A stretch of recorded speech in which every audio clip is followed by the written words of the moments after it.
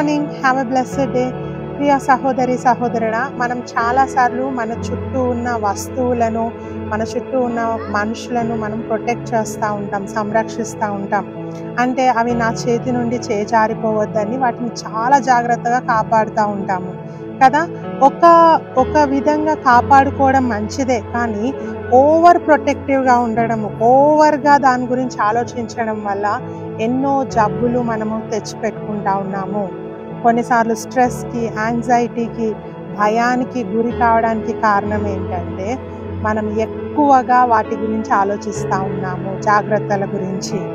కొంతమంది door close చేస్తారు, 10 సార్లు చూస్తూ ఉంటారు డోర్ క్లోజ్ అయ్యిందా లేదా అని. సిలిండర్ ఆఫ్ చేస్తారు, మళ్ళీ వెళ్ళి చూసి వస్తూ ఉంటారు నేను ఆఫ్ చేశానా లేదా అని.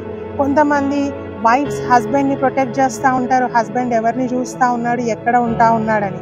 కొంతమంది హస్బెండ్స్ వైఫ్ని ప్రొటెక్ట్ చేస్తూ ఉంటారు, నా వైఫ్ ఎలా ఉంటుంది అని.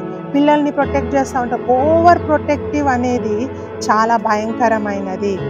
అయితే ఏం చేయాలి? వాటి వల్ల అనారోగ్యం తప్ప ఏమీ లేదు.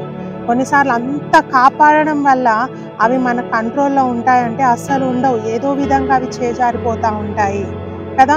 సో అందుకనే వాక్యం చెప్తా ఉంది, నువ్వు దేని గురించి అయితే భయపడుతున్నావో అది దేవుని చేతిలో పెట్టు. దేవా నువ్వు చూసుకో, నేను దీని గురించి చాలా టెన్షన్ పడిపోతూ ఉన్నాను, నువ్వు చూసుకో. నా భర్తను నువ్వు చూసుకో, నా భార్యను నువ్వు చూసుకో, నువ్వే వాళ్ళని కంట్రోల్ చేయి, వాళ్ళ థాట్స్ని కంట్రోల్ చేయి, నా పిల్లల్ని నువ్వు కంట్రోల్ చేయి అని ఎప్పుడైతే నీ భయాన్ని దేవుని చేతిలో పెడతావో నువ్వు రిలాక్స్గా ఉండొచ్చు. వాక్యం చెప్తా ఉంది, కీర్తనలు 127:1, యెహోవా పట్టణమును కాపాడని ఎడల దాని కావలి కాయువారు మేలుకొని ఉండుట వ్యర్థమే.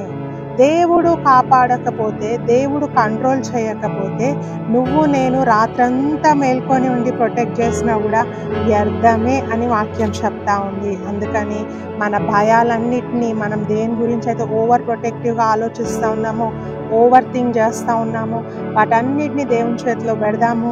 హ్యాపీగా, రిలాక్స్గా ఈ లోకంలో జీవిద్దాము. అన్నిటినీ మనం కంట్రోల్ చేయలేము, ప్రతి పరిస్థితిని మనం కంట్రోల్ చేయలేము, కానీ అన్ని పరిస్థితులను కంట్రోల్ చేసే దేవుని చేతిలో మన ప్రాబ్లమ్స్ పెడదాము. హ్యాపీగా, ప్రశాంతంగా ఈ లోకంలో జీవిద్దాము. God bless you.